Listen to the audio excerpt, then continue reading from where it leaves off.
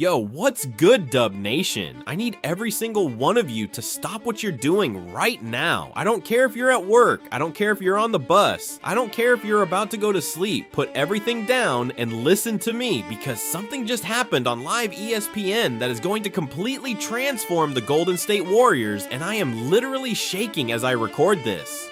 About 20 minutes ago, Shams Charania appeared on ESPN with breaking news, and what came out of his mouth sent the entire NBA world into an absolute meltdown. This is not speculation. This is not a rumor from some random Twitter account. This came directly from Shams Charania, one of the most connected insiders in all of professional sports, on live television. And if you are a Warriors fan, what I'm about to tell you is going to make your entire year, maybe your entire decade. Let me tell you exactly what happened. So I had ESPN on in the background, right? Just catching up on the usual offseason coverage. They were talking about Steve Kerr's brand new 2-year contract extension, which was already huge news for the franchise. Kerr coming back for a 13th season after there was genuine speculation he might walk away. And then the anchor pauses, touches his ear, and you can see the shift in the studio immediately. Hey, what's up everyone? Real quick before we get into everything, that like button is literally what determines if this reaches hundreds or thousands of fans. Takes 1 second but makes a huge impact on the channel's growth. Just smash that like button right now. It's the easiest thing you can do, but honestly the biggest way to support this content. Every single like pushes this further, so hit it now. That energy change when you know something big is about to drop.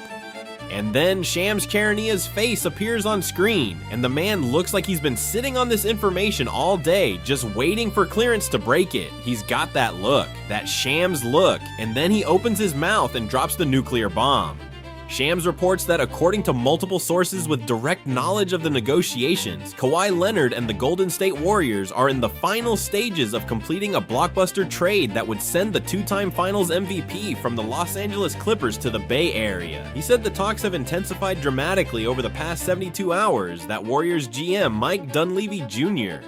Has been in constant communication with the Clippers front office, and that both sides are working through the final details of a trade package that would include Jimmy Butler's $56.8 million expiring contract, the Warriors' 11th overall pick in the 2026 draft, and additional future draft compensation. Bro, I literally jumped off my couch and screamed so loud my neighbors probably called the police. Kawhi Leonard, in a Warriors uniform, playing alongside Stephen Curry. In Steve Kerr's system.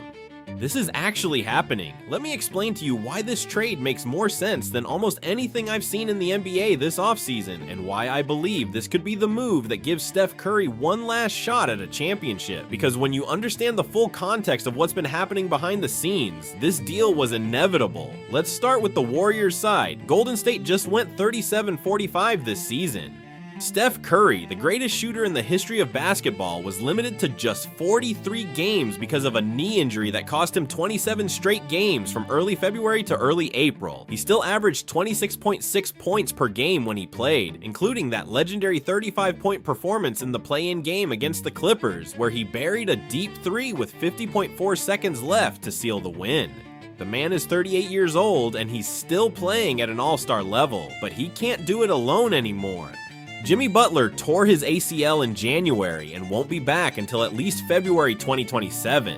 Kristaps Porzingis has been solid, but isn't a true number 2 option.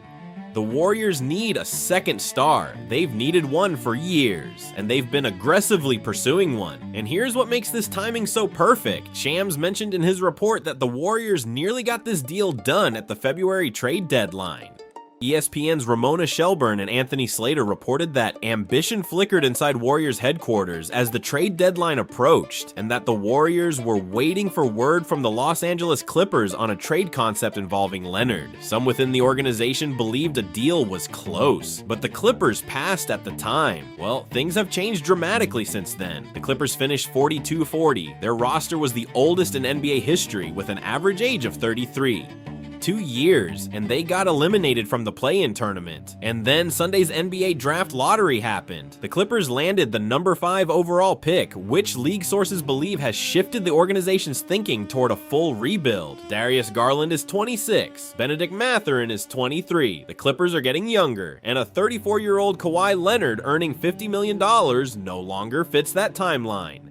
Now let me talk about what Kawhi Leonard brings to the Warriors, because the Fate is almost too perfect. Kawhi just had one of the strongest seasons of his career, averaging 27.9 points on 50.5% shooting from the field and 38.7% from 3 across 65 games. 65 games. For a player whose biggest knock has always been his availability, playing 65 games in a single season is a massive statement about his health. He's a 2-time Finals MVP, a 2-time Defensive Player of the Year, a 5-time All-Star. He can create his own shot from anywhere on the floor. He's one of the best isolation scorers in the league, and his defense, even at 34, is still elite. He's the kind of two-way player that championship teams are built around. And here's the part that really gets me excited as a Warriors fan. Think about what Kawhi does for Steph Curry. Right now, Curry has to be the primary scorer, the primary playmaker, and the emotional leader of this team every single night. That's an enormous burden for a 38-year-old, no matter how great he is. But with Kawhi, Curry can go back to playing off the ball, running through screens, catching and shooting, being the greatest three-point shooter ever, while someone else handles the ball and creates offense. That's the formula that won Golden State 4 championships. Kevin Durant carried the offensive load while Curry played his game. And while Kawhi isn't KD, he fills a very similar role. He's a wing scorer who can ISO on one end and lock down the opponent's best player on the other. That's exactly what the Warriors need. Bleacher Report's Zach Buckley put it best when he wrote, "Leonard feels almost a little too perfect for this team. The 34-year-old is in the same fight with Father Time as Curry and carries as many availability concerns as anyone. And you know what? That's actually what makes this pairing poetic." Two all-time great players, both in the twilight of their careers, both hungry for one more ring, coming together for one final championship push. This isn't a long-term rebuild, this is a last dance, and the Warriors just signed Kerr to make sure the man who choreographed 4 championships is the one calling the plays. Now let me talk about the basketball implications in more detail, because the matchup nightmares this creates are insane. Imagine the Warriors' starting lineup with Curry, Kawhi, Porzingis, and whoever fills in around them. You've got Curry drawing double teams beyond the arc, which opens up driving lanes for Kawhi to ISO against a single defender. You've got Kawhi drawing the opponent's best perimeter defender, which means Curry is getting easier looks on the other side of the floor. You've got Porzingis at 7'3", stretching the floor with his shooting while also protecting the rim. And you've still got Draymond Green orchestrating the defense and making the smart plays. That's a lineup that can compete with anyone in the Western Conference. Oklahoma City, San Antonio, Denver, Minnesota, nobody would want to see that Warriors lineup in a 7-game series. And there's another angle here that I think is absolutely fascinating. Kawhi Leonard just played against the Warriors in the play-in game. He scored 21 points, including 14 in the first half when the Clippers built a 13-point lead. But when the pressure mounted in the fourth quarter, when Curry and Horford went on that incredible 27-13 run to close the game, Kawhi went cold. He committed turnovers. He scored just a dunk in garbage time at the end. He watched his team's season end at the hands of the Warriors. And now imagine Kawhi looking at that and thinking, if you can't beat them, join them. Because that's essentially what this trade would be. Kawhi saw firsthand that the Warriors have the infrastructure, the coaching, the culture to make deep playoff runs. They just need one more star, and he could be that star. Let me also address the financial side, because I know people are going to ask how this works. Jimmy Butler's contract is worth $56.8 million. Kawhi's contract for next season is $53 million. The salaries are close enough to make a trade work within the NBA's rules. Butler tore his ACL in January and won't be back until potentially February 2027. So for the Clippers, they're essentially getting an expiring contract that comes off the books, the 11th overall pick in a deep draft, and whatever future picks the Warriors are willing to include. That's not a bad haul for a team that's pivoting toward a rebuild.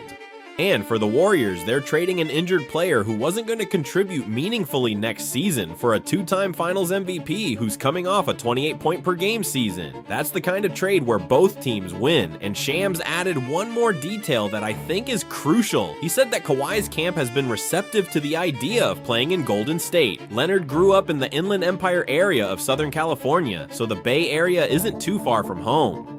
And more importantly, Kawhi is a player who values winning above everything else. He left San Antonio to win a championship in Toronto. He went to the Clippers hoping to build something. That didn't work out. The Clippers have had their season end in disappointment year after year. The NBA investigation into the salary cap circumvention with Steve Ballmer and the aspiration deal has hung over the franchise all season long. The whole Chris Paul situation, where he was sent home after just 16 games due to conflicts with coaches and teammates, created a toxic atmosphere. Kawhi is tired of the drama. He wants to play basketball and win. And the Warriors, with their championship culture, their proven coaching staff, and Steph Curry, offer exactly that. Now, let me talk about something that I think is being massively underrated in this discussion: the culture fit. The Golden State Warriors have one of the best organizational cultures in all of professional sports. This is a franchise that drafted Curry, Klay Thompson, and Draymond Green and built a dynasty from the ground up. They've won 4 championships in 8 years. They know how to manage egos. They know how to integrate stars. They know how to create an environment where winning is the only priority. Compare that to what Kawhi experienced in Los Angeles with the Clippers. They brought in James Harden, who has a reputation for being difficult. They brought in Chris Paul, who got sent home after 16 games because he couldn't get along with the coaching staff. They signed Bradley Beal, who has never been on a winning team. The locker room was a mess. The culture was non-existent. Kawhi went from a championship culture in Toronto to a disaster in LA. Coming to Golden State would be like coming home in a basketball sense. He'd be surrounded by professionals who care about winning. He'd be coached by Steve Kerr, who just committed to 2 more years. He'd be playing alongside the most selfless superstar in NBA history in Steph Curry. That's the kind of environment where Kawhi thrives. And let me talk about the revenge narrative, because this is massive. Kawhi Leonard was just eliminated by the Warriors in the play-in game. He scored 21 points, but went cold in the 4th quarter when it mattered most. He committed turnovers. He watched Steph Curry bury a 3 that ended his season. Draymond Green stripped him for a turnover that essentially sealed the game. That has to burn. And there are 2 ways to respond to that kind of loss. You can wallow in it, or you can join forces with the team that beat you and channel that competitive fire into a championship run. Think about Kevin Durant going to Golden State after the Thunder lost to the Warriors in the 2016 Western Conference Finals. People called it the weakest move in NBA history, but you know what KD did? He won 2 championships and 2 finals MVPs. The precedent is there. The blueprint exists, and Kawhi might look at that and say, if it worked for him, it can work for me. Let me also break down the defensive implications, because this is where the Warriors would see the biggest improvement. This season, Golden State's defense was middling at best. Kawhi Leonard immediately fixes that. He's a 2-time Defensive Player of the Year who can guard positions 1 through 4. Pair him with Draymond Green, who is still one of the smartest defenders in the league, and Porzingis, who provides rim protection, and you have an elite defensive unit. That's the kind of defense that can slow down Shai Gilgeous-Alexander. That's the kind of defense that gives Curry freedom to take risks on offense, because he knows his teammates have his back on the other end. I also want to mention what Gui Santos brings to this equation. Santos had 20 points in the play-in game against the Clippers and showed real promise. He averaged 15.3 points over his final 31 games and just signed a 3-year, $15 million extension. Having Kawhi as a mentor for a young wing like Santos could accelerate his development exponentially. The Warriors would be getting a superstar who helps them win now and helps their young core grow for the future. And one last thing. Tim Kawakami of the San Francisco Standard reported that the Warriors believe they can land another big-time player like Kawhi Leonard or LeBron James this offseason. That tells you the organization is all in. It's not just outside speculation. The Warriors themselves believe this is achievable. They're telling Kerr, stay, because we're gonna give you the pieces to compete. They're telling Curry, we haven't given up on your championship window. And now, with Shams reporting that a deal is in its final stages, all of that planning is about to become reality. Now, here's my honest analysis. If this trade goes through, and Shams is saying it could happen within 24 to 48 hours, the Warriors go from a team that just went 37-45 to a legitimate top 4 seed in the West. I'm not saying they're the favorites over Oklahoma City, but a healthy Curry, Kawhi, Porzingis trio coached by Steve Kerr with Draymond Green orchestrating the defense? That's a team that can absolutely make the Western Conference Finals. And in a 7-game series, anything can happen when you have Steph Curry hitting impossible threes and Kawhi Leonard taking over in the fourth quarter. That's a championship caliber duo, period.